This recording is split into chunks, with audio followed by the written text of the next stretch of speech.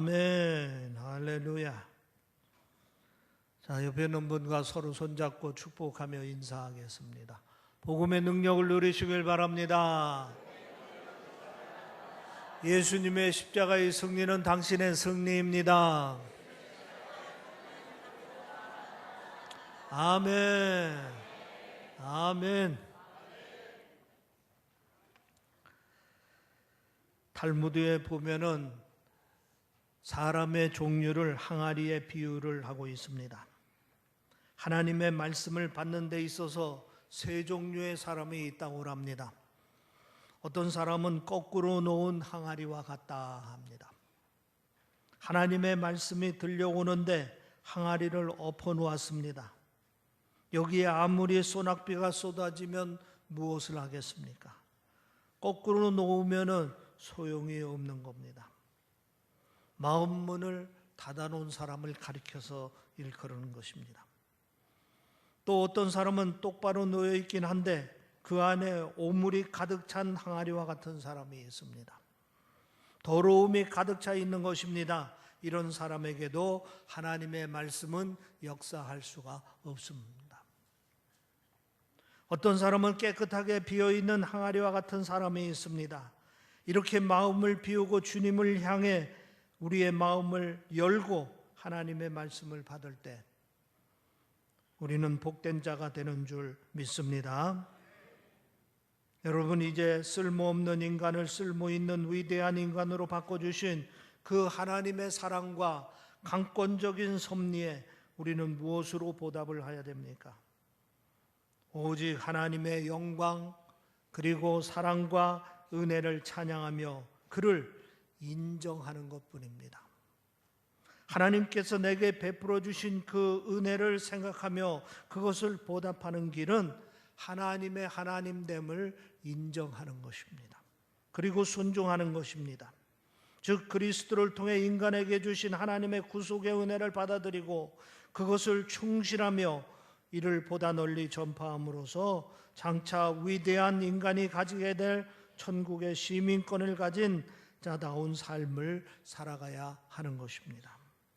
이런 사람을 우리가 믿음의 사람이다 또는 하나님의 사람이다 이렇게 얘기를 합니다. 성경에 보면 많은 사람들에 대한 평이 기록되어 있습니다. 하나님께서 직접 평한 사람들이 있습니다. 아브라함과 모세와 다윗과 같은 사람들은 하나님께서 그 사람을 직접 평했습니다. 그런데 그 평한 한마디가 뭐냐면은 하나님께서 저들과 함께 하셨다 하는 평입니다. 하나님께서 저들과 함께 했다. 얼마나 영광스러운 평입니까? 하나님 앞에 진실한 신앙의 삶을 살았다 이런 얘기입니다. 하나님의 축복을 받는 인생을 살았다 하는 평인 것입니다. 그런데 또 성경을 읽어보면 성경을 기록한 저자들이 평한 사람들도 있습니다. 대표적으로 요셉을 들 수가 있습니다. 창세기를 기록한 모세는 요셉의 이야기를 써내려가면서 여러 차례 요셉에 대해서 이렇게 평합니다. 창세기 39장 2절 말씀에 보면 여호와께서 요셉과 함께 하심으로 그가 형통한 자가 되었더라. 하나님께서 함께 하기 때문에 요셉의 인생이 형통한 사람이 되었다고 평을 하고 있습니다.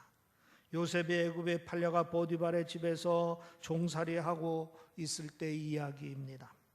요셉이 종으로 팔려왔다가 보디발의 집에 가정 총무가 되었는데 그 이유가 하나님이 요셉과 함께 하셨기 때문에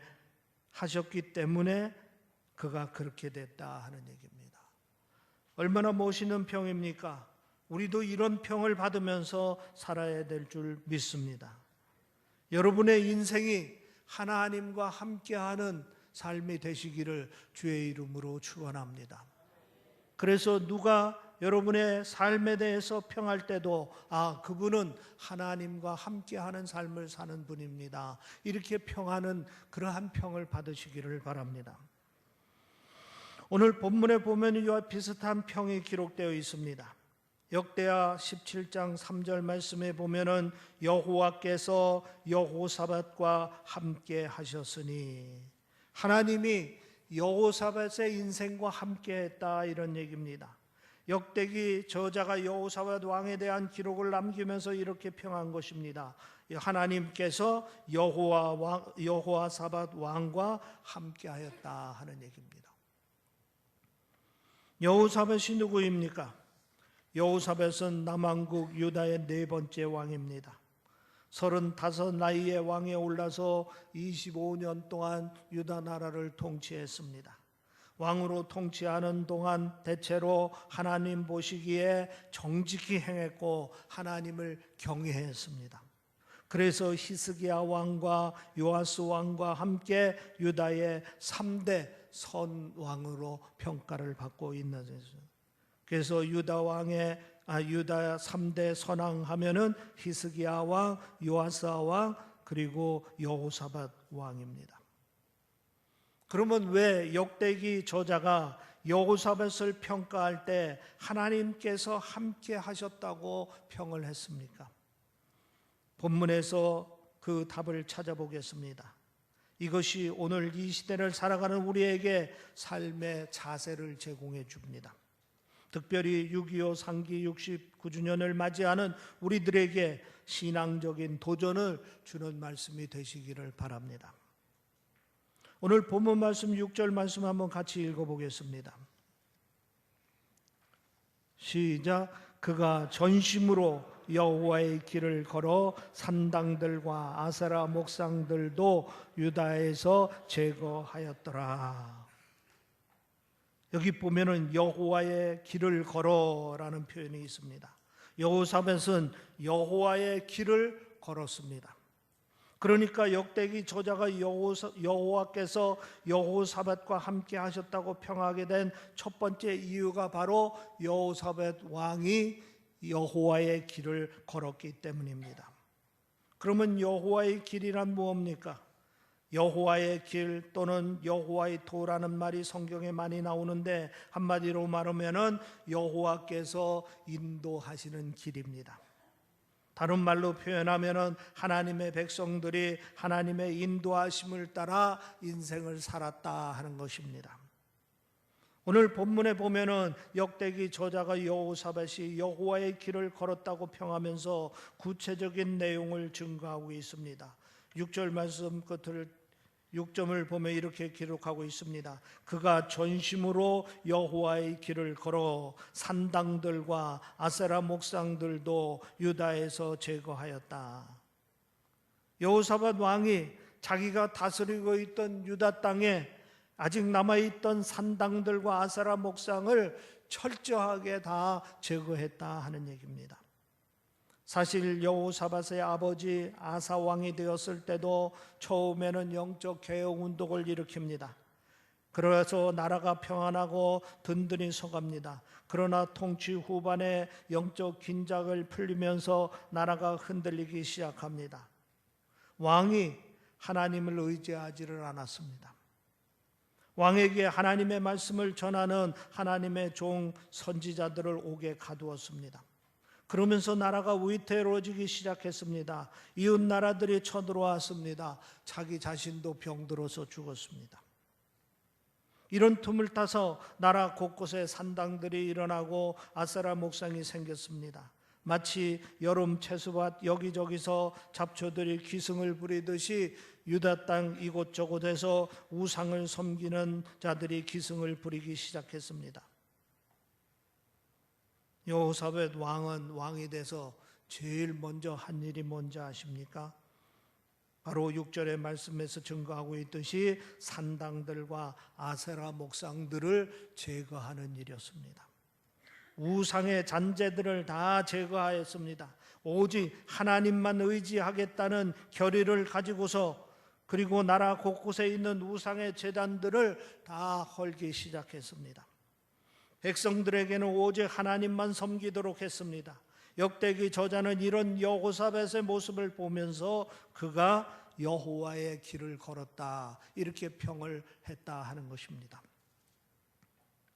오직 하나님만 섬기는 믿음을 가져야 될 줄 믿습니다. 모든 우상의 잔재들을 다 제거하고 그리고 오직 하나님만 섬길 때에 하나님께서 임마누엘의 축복을 허락해 주시는 줄 믿습니다. 일반 음식점 이름이 Only Jesus라 하는 곳이 있습니다. 오직 예수라 하는 뜻입니다. 식당에 성경 구절이 걸려있고 찬송가가 흘러나옵니다. 그것도 젊음의 거리인 홍대 앞 연어 전문점 이야기입니다. 이 식당은 믿음이 좋은 사업가가 운영하는 식당입니다. 그리고 오직 현재 인천 송도점을 비롯해서 7곳에 분점을 내서 성업 중입니다. 이분은 원래 판자촌 5평짜리 집에 6 식구가 살아야 할 정도로 가난하고 불우한 환경에서 자랐습니다. 아르바이트로 전전합니다. 음식점 서빙, 찹쌀떡 정사, 막노동, 룸사롱 웨이터까지. 그러나 예수를 만나고 난 뒤부터 이분의 인생이 완전히 달라지기 시작했습니다. 술과 담배를 끊고 오직 예수만 의지하면서 성실하게 살기를 시작했습니다. 주님의 은혜로 프랜차이즈 횟집을 시작했는데 한 해 매출액이 200억을 돌파할 정도로 크게 성공을 거두었습니다. 오직 예수만 믿겠다, 그리고 믿음으로만 운영하겠다 하는 그러한 신념을 가지고 믿음을 가지고 사업을 하니까 하나님께서 그를 도와서 그의 사업이 크게 번성토록 축복해 주었다 하는 이야기입니다. 사람들 중에서는 좀 지나치다, 또 너무하다 그렇게 비판하는 사람들도 있었습니다. 그러나 오직 주님만을 섬기는, 또 주님을 위해서 일하겠다 하는 그러한 믿음의 결단을 가지고 남들이 무엇이라 하든 간에 손가락질을 하든 간에 그는 자신의 믿음대로 사업을 경영했습니다. 그런데 놀라운 것은 사업은 날로 더 번성해서 더 크게 부흥됐다 하는 얘기입니다. 왜? 이유는 딱 한 가지입니다. 하나님께서 함께 하셨기 때문입니다. 하나님께서 부흥케 하시니까 부흥되고 번성케 하니까 번성되어 성공의 길을 갈 수 있었다 하는 얘기입니다. 우리는 오직 예수의 삶을 살아야 될 줄 믿습니다. 오직 하나님만 의지하고 살아야 될 줄 믿습니다. 이런 사람이 여호와의 길을 걷는 것입니다. 또 하나님께서 이런 사람들과 함께하는 줄 믿으시기를 주의 이름으로 축원합니다. 또 오늘 본문 7절 말씀을 읽어보겠습니다. 같이 읽어보겠습니다. 시작. 그가 왕위에 있는지 3년에 그의 방배 베나일과 오바냐와 스가랴의 느아들과 미가야를 보내어 유다 여러 성읍에 가서 가르치게 하고, 유다 여러 성읍에 가서 가르치게 하고. 여호사밧 왕이 두 번째 왕이 되어서 취한 조치는 뭐냐? 성경 교사들을 자기가 다니는 나라의 곳곳에 보내어서 하나님의 말씀을 가르쳤다 하는 얘기입니다. 그러니까 여호사밧은 먼저 자기가 하나님 말씀대로 순종하고 살았습니다. 그리고 자기만 아니라 자기가 다스리는 유다의 모든 백성들이 하나님 말씀대로 살도록 가르치는 일에 힘을 다했다 하는 얘기입니다. 여호사밧은 오직 하나님의 말씀, 오직 말씀의 삶을 살았습니다. 자기가 하나님 말씀에 귀를 기울이고 순종하며 살았습니다. 그리고 백성들에게도 철저하게 말씀을 가르쳐서 말씀에 순종하는 삶을 살도록 인도했다 하는 얘기입니다. 역대기 저자는 이런 여호사밧의 모습을 보고 그가 여호와의 길을 걸었다 이렇게 평한 것입니다. 프란시스 슈퍼라 하는 사람이 지은 책 중에 그러면 우리는 어떻게 살 것인가? 그러면 우리는 어떻게 살 것인가? 라는 책이 있는데 이 책 제목과 같은 질문에 대한 대답을 제시하는데 그 답은 오직 말씀입니다. 이분은 이 책에서 교회의 역사를 성찰했습니다. 초대교회 시절 교회가 영적으로 흔들릴 때 교부들이 사막으로 나가서 오직 성경만 묵상하며 말씀을 새롭게 깨닫게 되었고 그 이후에 초대교회가 다시 크게 부흥됐다 하는 얘기입니다. 또 중세 시대 교회가 부패하고 타락했을 때 종교 개혁자들이 오직 성경만 붙들면서 말씀을 새롭게 깨닫고 그 후에 종교 개혁의 거대한 물결이 새로운 역사의 바람을 일으켰다 하는 얘기입니다. 이런 역사의 교훈을 바탕으로 오늘 현대 교인들이 다시 성경으로 돌아가서 말씀을 새롭게 깨닫는 운동을 일으켜야 한다고 이 책에서는 역설을 하고 있습니다. 오직 말씀을 붙들고 살게 되면은 모든 것이 다 새롭게 일어나는 줄 믿으시기를 바랍니다. 하나님의 백성들이 여호와의 길을 벗어나는 이유가 분명합니다. 말씀 이외의 것에 눈을 팔기 때문입니다. 말씀 이외의 것을 귀담아 듣기 때문입니다. 말씀 이외의 것을 따라 살기 때문에 그렇습니다. 우리가 다시 여호와의 길로 되돌아가는 길은 오직 하나, 오직 말씀에 순종하는 것입니다. 성경을 사랑하고 성경을 읽고 묵상하고 말씀을 깨달아야 합니다. 그리고 깨달은 말씀대로 순종하며 살아야 되는 것입니다. 그러는 중에 우리는 벌써 여호와의 길을 걷게 되는 것이고 그러는 중에 하나님께서 우리와 함께 하셔서 우리를 견고케 하는 그런 하나님의 은혜와 축복을 체험하게 되는 것입니다. 역대기 저자는 여호사밧이 여호와의 길을 걸었다고 평했습니다. 그러면서 여호사밧이 여호와께서 함께 하시는 삶을 체험하였다고 증거하고 있습니다. 그러니까 역대기 저자는 여호와께서 여호와의 길을 걷고 있는 여호사밧 왕을 홀로 두지 않으셨다는 말을 하고 있는 것입니다. 아니 구체적으로 여호사밧 왕과 함께 하신 놀라운 역사를 오늘 본문에 보면은 증거하고 있습니다. 그 구체적인 내용을 보면은 오늘 본문 말씀 5절 말씀입니다. 한번 같이 읽어보겠습니다. 5절 말씀 시작. 그러므로 여호와께서 나라를 그의 손에서 견고하게 하심에 유다 무리가 여호사밧에게 예물을 드렸으므로 그가 부귀와 영광을 크게 떨쳤더라. 그러니까 여호와 하나님께서 여호와의 길을 걷고 있는 여호사밧과 함께 하면서 그를 어떻게 했다고 그랬습니까? 견고하게 해주셨다 하는 얘기입니다. 사실 여호사밧 왕이 되었을 때 나라가 크게 요동하고 있었습니다. 여호사밧 아버지 아사 왕이 실정을 거듭해서 민심이 흔들렸습니다. 게다가 주의 종들을 핍박하여 영적 지도자로부터 지지를 받지 못했습니다. 더 결정적인 것은 질병 때문에 국정 공백의 상태가 지속되었습니다. 이런 상황 가운데 여호사밧 왕이 왕권을 물려받았습니다. 그가 여호와의 길을 굳게 걷기로 마음먹고 이제 하나님의 길을 걸었습니다. 하나님께서 그와 함께 했습니다. 하나님은 그의 왕권을 굳건하게 세워주셨습니다. 나라가 안정되었습니다. 그래서 역대기 저자는 여호와께서 나라를 그의 손에서 견고하게 하셨다 이렇게 증거하고 있는 겁니다. 또 5절 끝에 보면 뭐라고 그랬습니까? 유다 무리가 여호사밧에게 예물을 드렸으므로 그가 부귀와 영광을 크게 떨쳤더라 말씀하고 있습니다. 나라가 안정을 되찾고 왕권이 강화되자 민심이 돌아왔습니다. 백성들이 왕을 존경하고 자발적으로 왕에게 예물을 바치는 그러한 역사들이 일어나기 시작했다 하는 얘기입니다.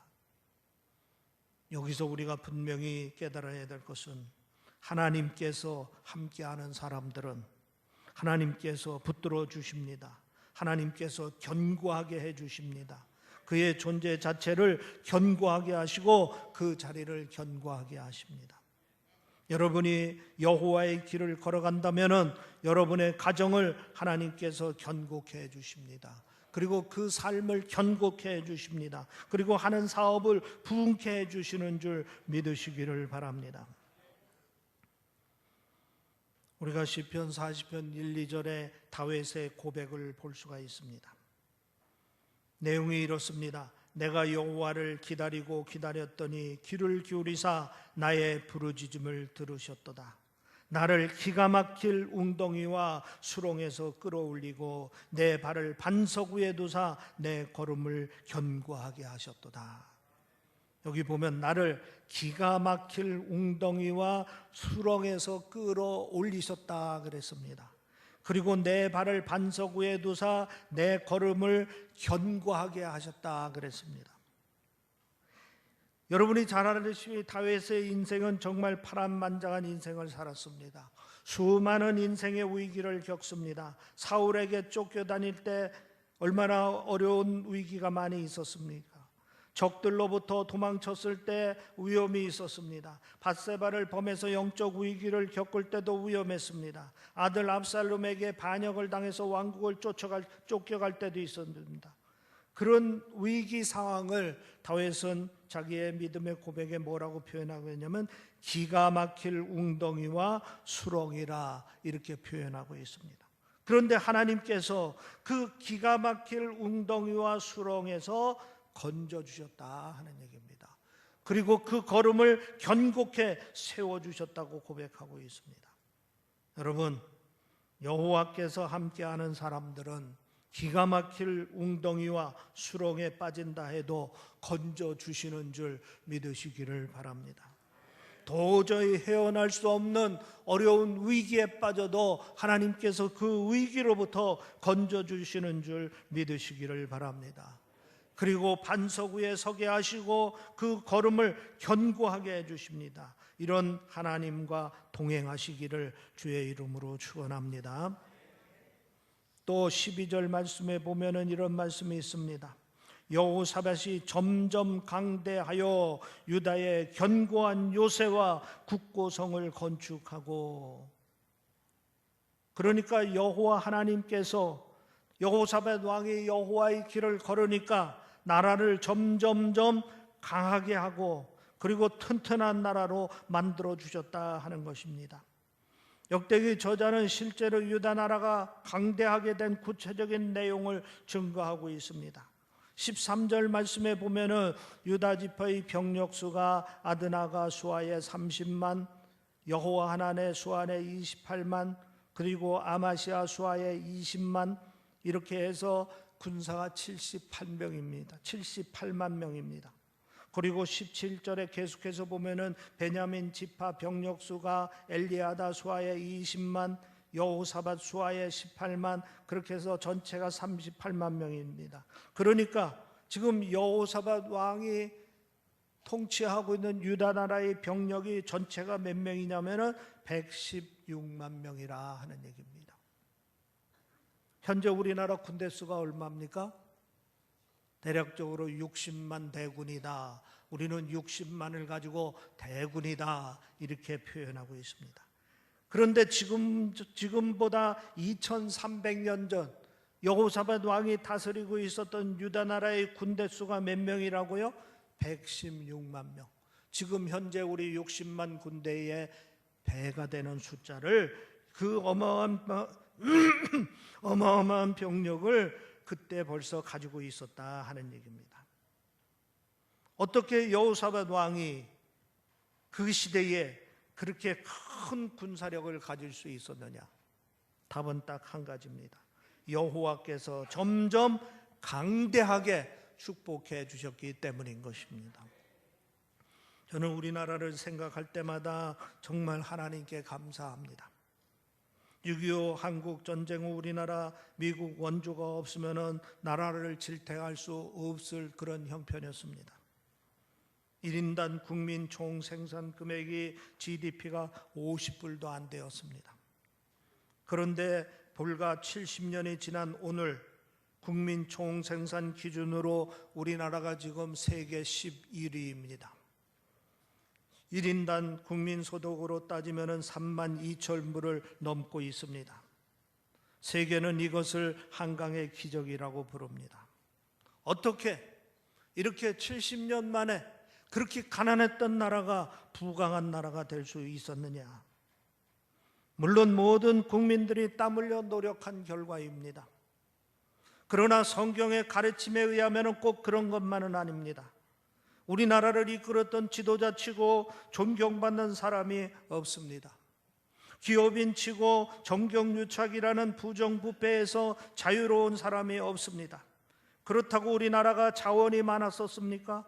국토가 넓었었습니까? 이렇게 생각하면 사실 답이 나오지를 않습니다. 70년 만에 오늘의 부를 이룰 수 있는 것이 과연 이렇게 어떻게 가능할 수 있었느냐? 세상적인 여건으로 따져보면 불가능한 일입니다. 그러나 믿음의 눈으로 답을 찾아보면 우리보다 앞선 한국의 성도들이 여호와의 길을 걸었기 때문이다 하는 얘기입니다. 밤낮으로 하나님을 열심히 찾았습니다. 60년대, 70년대에는 주일학교가 아이들이 넘쳤습니다.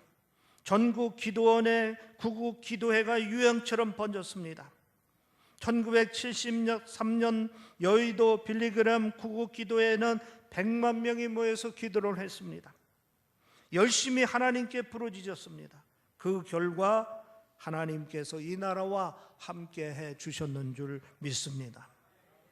그래서 우리나라가 점점 더 강하게 강대한 나라가 되었고 오늘과 같은 부를 이루는 나라가 될 수 있었다 하는 얘기입니다. 신앙적인 측면에서 믿음의 해답을 갖지 않고서는 대답을 찾을 수 없는 것이 우리나라의 현재 실정인 것입니다.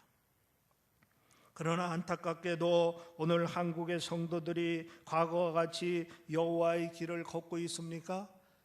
일반적으로 그렇지 못하다는 것이 대답입니다. 주일이면 교회보다 놀러가기 바쁩니다. 전국 기도원의 구국 기도회가 점점점 사라지고 있습니다. 대한민국 국가조찬 기도회는 전례적으로 대통령이 참석을 했는데 지난 6월 17일 날 대한민국 국가조찬 기도회에 대통령이 참석지 않는 국가조찬 기도회를 우리가 실시했습니다.